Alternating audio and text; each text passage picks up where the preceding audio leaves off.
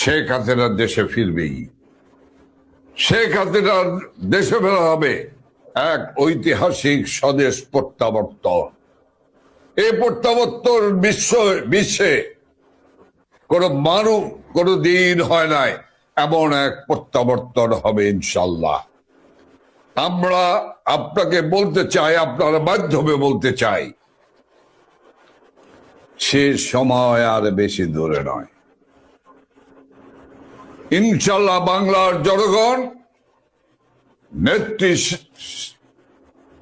শেখ হাসিনাকে বাংলাদেশে বীরের বেশে ফিরিয়ে নেবে এবং বাংলাদেশ শেখ হাসিনার কাছেই নিরাপদ।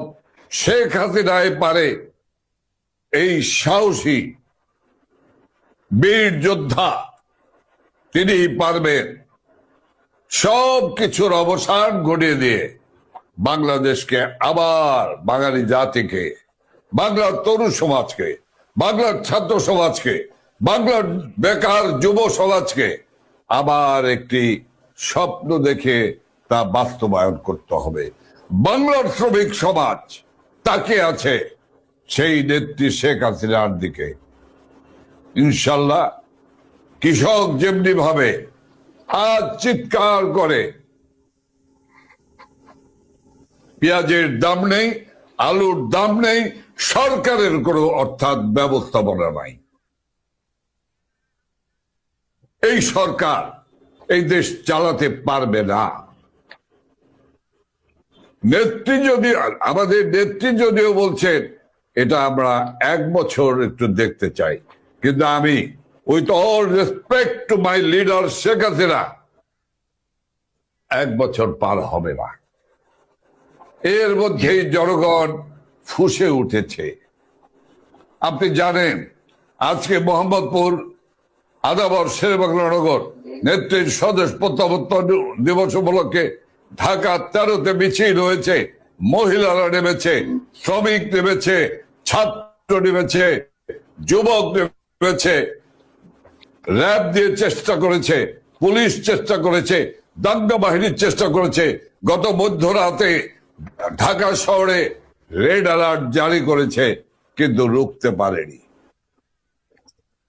কাজেই ইনশাল্লাহ ইনশাল্লাহ আমি একজন মুক্তিযোদ্ধা হিসেবে আমিও সেই দিনটির অপেক্ষায় আছি। আপনার প্রশ্নের উত্তরের এবং প্রশ্নের সাথে তাল মিলিয়ে আমি দেখে যেতে চাই। আমি সেই 32 নম্বর, যে 32 নম্বরকে ধ্বংস করে ওরা মনে করেছে যে 32 নম্বরকে ভুলিয়ে দিতে পারবে ইতিহাস থেকে, কিন্তু সারা বাংলাদেশের প্রতিটি বাড়ি তো এখন 32 নম্বর, প্রতিটি বাড়ি এখন 32 নম্বর। আমি জানেন তৌফিক মারুফ, আমি একটু ওই ইটের টুকরো নিয়ে এসেছি, ভাঙা টুকরো। আমি একটা বইয়ের মধ্যে রেখেছি, আমি দেখি, আমি চুম্বল দেই, নয় তাহাজ্জুদের পরে আর নাহলে ফজরের নামাজ পড়ে আমি সেই বইমে চুমো দেই।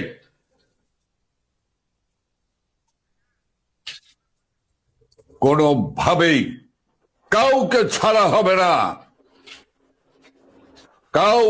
কেউ রেহাই পাবে না। আর আল্লাহ তরফ থেকে বিচার, আমি সেই কথাগুলি বলতে চাই না। সে বিচারের তালিকা আমার কাছে আছে। আল্লাহ তাআলা রব্বুল আলামিনের তরফ থেকে যে বিচার, সে বিচার তো আমার কাছে আছে। দেখেন আমার লিডার শেখ হাসিনা একজন নামাজি পরেজগার মানুষ।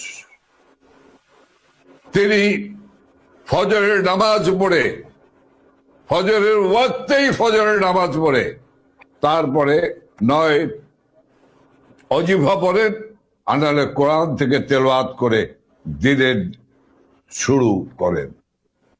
কাজে এই নামাজি পরেজগার, এত বড় সৎ দেশপ্রেমিক কই কেউ তো বলতে পারে না এই শেখ হাসিনা একজন অসৎ, কেউ তো বলতে পারে না কোনো প্রমাণ দিতে পারে নাই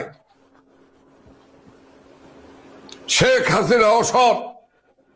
কাজে সেই মানুষটিকে যারা অপমান করেছে, সে যে জায়গায় থাকুক না কেন, তার বিচার হবেই হবে ইনশাল্লাহ। যারা শেখ হাসিনার জন্য অপেক্ষায় আছেন, আবার আরেকটি প্রত্যাবর্তন দেখার জন্য অপেক্ষায় আছেন, সেই পথ আর কত দূর? আপনি মাঝখানে আরেকটি বাক্য বলেছেন, জন্য 1981 যখন শেখ হাসিনা গেলেন 32 নম্বরে, তখন ভিতরে ঢুকতে পারেননি, গেট বন্ধ করে দিয়েছিল জিয়াউর রহমানের প্রশাসন। কিন্তু এখন তো সেই ভবনটিও নেই। এবার তিনি কি করবেন, কিংবা আপনারাই যখন দেশে ফিরবেন আপনারা কোথায় যাবেন? সেই 32 নম্বর ভবনটিও তো এখন ধ্বংসস্তূপে পরিণত। এই প্রত্যাবর্তনের দুয়ারটি কিভাবে খুলছে, কোন পর্যায়ে? হ্যাঁ দেখেন, আমি এটি একটি গুরুত্বপূর্ণ বিষয়। আজকে একটি ভিন্ন প্রেক্ষাপট 5ই আগস্ট 2024-এ যে মেটিকুলার মধ্য দিয়ে এই ফ্যাসিস্ট খুনি, অর্থ লোভী, রক্ত পিপাসু ইউনুস যে দেশ থেকে শেখ হাসিনাকে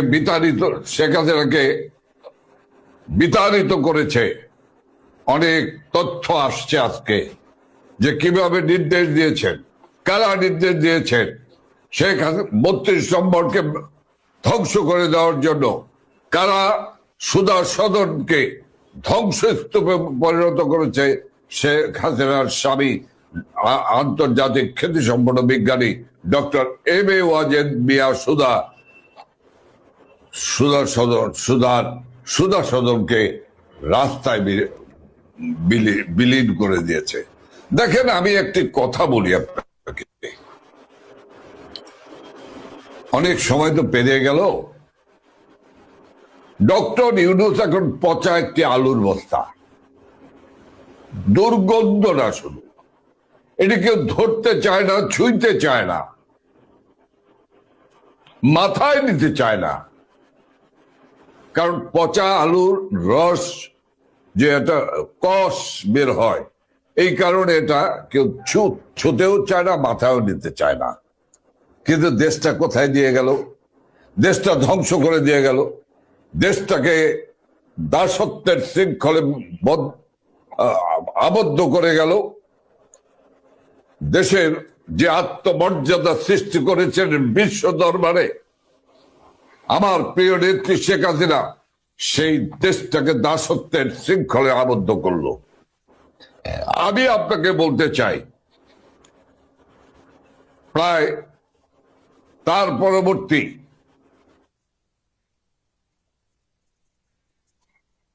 যে সরকারটি 12ই ফেব্রুয়ারি সান্ধ্যকালীন নির্বাচনের মধ্য দিয়ে একটি সাজানো নাটক, সেই সাজানো নাটকের মধ্য দিয়ে যারা ক্ষমতায় আসতেন তারা কারা, তাদের পূর্ব ইতিহাস কি, তাদের পিছনের 21শে আগস্টের গ্রেনেড হামলা কোথায় যাবে, কার দায়িত্বে যাবে, এ প্রশ্নের উত্তর কিন্তু বাংলাদেশের মানুষ করছে। 10 টাকা অবৈধ অস্ত্রের চালান তা কোথায় যাবে, এ বিষয়ে প্রশ্নগুলি কিন্তু মানুষের মধ্যেই রয়েই গেছে। আর মানুষের পরিস্থিতি, দেশের পরিস্থিতি কি বলবো। তৌফিক মারুফ, গতকাল আমাদের একটি ছেলে উখিয়া কক্সবাজারের, আব্দুর রহমান ছাত্রলীগের নেতা কর্মী, তাকে সে এই প্রায় 1 বছর পর তার মাকে একটু দেখার জন্য ঢুকেছিল, সঙ্গে সঙ্গে গুন্ডা বাহিনী এসে, সশস্ত্র গুন্ডা বাহিনী এসে বাড়িটি ঘেরাও করে তাকে মারধর করতে চায়। সে বাঁচাও বাঁচাও বলে, মা মা বাঁচাও বলে চিৎকার করেছে। মা ঝাঁপিয়ে পড়েছে তার সন্তানকে বাঁচানোর জন্য। সেই মাকে নির্মম নিষ্ঠুর ভাবে পিটিয়ে তার সামনেই হত্যা করেছে। আপনি বলুন তো, আমার প্রশ্নের উত্তরটি আমি রেখেই গেলাম। এই সন্তানটি এখন কি চায়? এই সন্তানটি কি আর বেঁচে থাকার কোন যৌক্তিক কোন কারণ আছে? এই আব্দুর রহমান তার মায়ের হত্যাকারী যারা, তাদের বিরুদ্ধে প্রতিরোধ গড়ে তুললে কি সেটা ভুল হবে? কাজে সারা বাংলাদেশ তো এভাবে বহু মা হাজারো লাখো মানুষকে হত্যা করেছে। 2800 জন, 308 জন পুলিশকে হত্যা করেছে। গর্ভধারিণী পুলিশ কনস্টেবল তাকে হত্যা করেছে। চিৎকার করে বলেছে আমার পেটে বাচ্চা, আমাকে বেরো না, তাকেও পুড়িয়ে মেরেছে। এই ইতিহাস বলে শেষ করা যাবে না, সময় কম। কিন্তু আমি শুধু বলবো যে ইনশাল্লাহ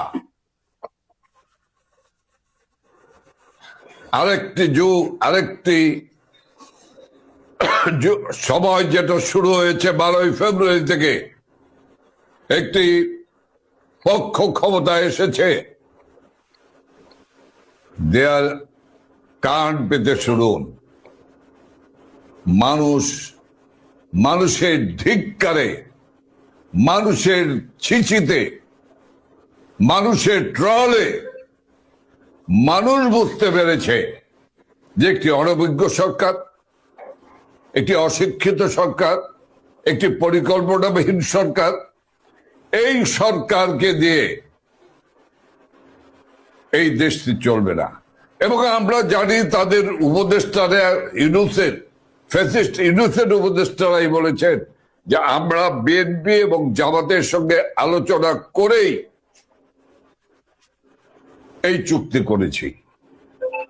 কাজে কেউ দায় এড়াতে পারবে না। সময় কথা বলবে। তৌফিক বলব, আপনি যা জানতে চেয়েছেন, নেত্রীকে আল্লাহ তাআলা রাব্বুল আলামিন বাঁচিয়ে রেখেছেন। দেশের মানুষের গগন বিদারী আহাজারি আল্লাহর আরশ কেঁপেছে। আল্লাহ তাআলার কাছে যে দোয়া কামনা করেছে,